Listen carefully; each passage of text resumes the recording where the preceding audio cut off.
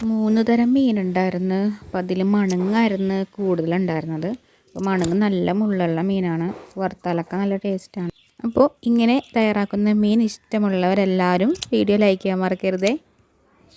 പിന്നെ ചെറിയ വറ്റ ഉണ്ടായിരുന്നു, പല്ലിമീൻ, അതിൻ്റെ ചെറുത്.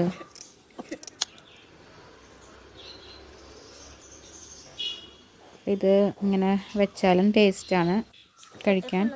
പിന്നെ ഈ മീനിൻ്റെ പേരറിയില്ല, അപ്പോൾ അതിൻ്റെ പാടാണത് പോവാൻ, ചെതമ്പൽ. അപ്പോൾ നമുക്കിങ്ങനെ ഉരച്ചൊക്കെ എടുത്ത് ഇച്ചിരി ഉപ്പിട്ട് വേണം ഉരക്കാൻ. അപ്പോൾ നല്ല വൃത്തിയായിട്ട് വെളുത്ത് വരും.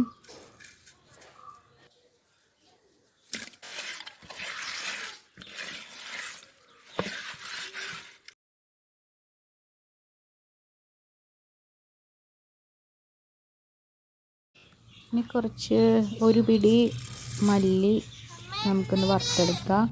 പിന്നെ അതിലേക്ക് അതൊന്ന് ചൂടായി വരുമ്പോഴേക്കും ഒരു 2 ടേബിൾ സ്പൂൺ മുളക് പൊടി ചേർത്ത് കൊടുക്കുക. രണ്ടും കൂടി ഒന്ന് എന്താ പറയുക, അതിൻ്റെ കളറൊക്കെ ഒന്ന് മാറ്റിയെടുക്കണം.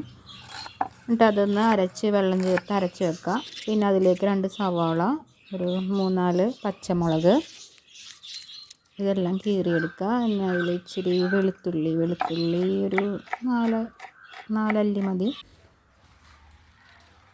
ഇനി അതിലേക്ക് കുറച്ച് എണ്ണ ഇട്ടിട്ട്, വെളിച്ചെണ്ണ ഇട്ടാൽ നല്ല ടേസ്റ്റ് ആയിരിക്കും.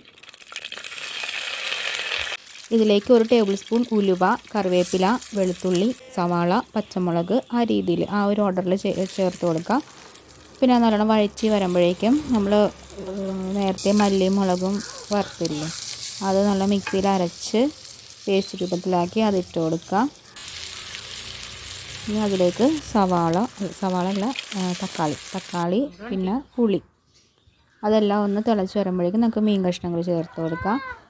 അപ്പോൾ ഇത്രയേ ഉള്ളൂ, നമ്മുടെ നാടൻ മീൻ കറി റെഡിയായി. നല്ല ടേസ്റ്റാണ്. അപ്പോൾ എല്ലാവരും ഇത് വീട്ടിൽ ട്രൈ ചെയ്ത് വെക്കുക.